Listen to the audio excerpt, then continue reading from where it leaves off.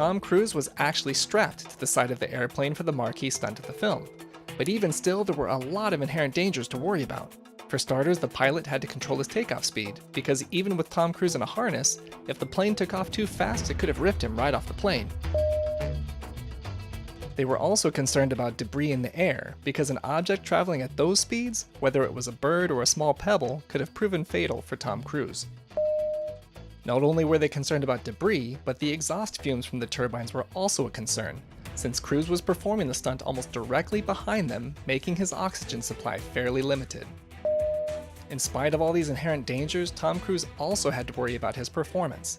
And just before takeoff, he told the director to keep the cameras rolling despite any expression they saw on his face, because he would just be acting for the cameras. You'd think a stunt like this would be a one and done deal and they'd try to get everything on the first flight, but they didn't do it just once. He went up 8 times before they were done filming.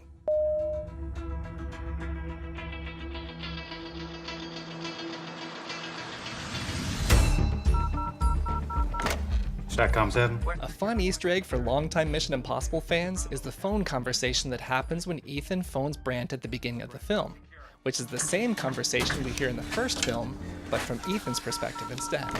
SATCOM 7. Central Europe unsecured. Designator. Bravo, Echo 1-1. Connecting. This is Brent. Go secure. Okay, go ahead. This is Ethan Hunt. Request immediate extraction. What happened?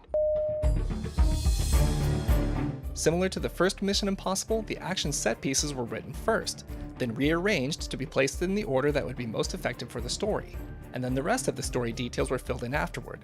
As a result, some of the characters were being crafted throughout the process, such as Isla Faust, whose ambitions and purpose weren't solidified until well into the movie's production.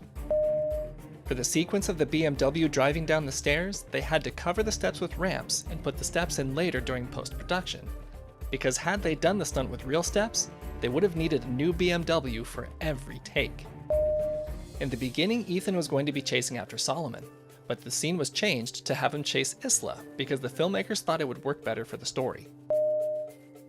Filming underwater is very time-consuming because of movement being slower and frequent stops needed to give the actors air. However, Tom Cruise decided that he and Rebecca Ferguson would train with diving specialists to be able to hold their breath for 6 minutes, which allowed the director to film 3-minute-long takes versus the average 10-second takes that usually happens in other movies.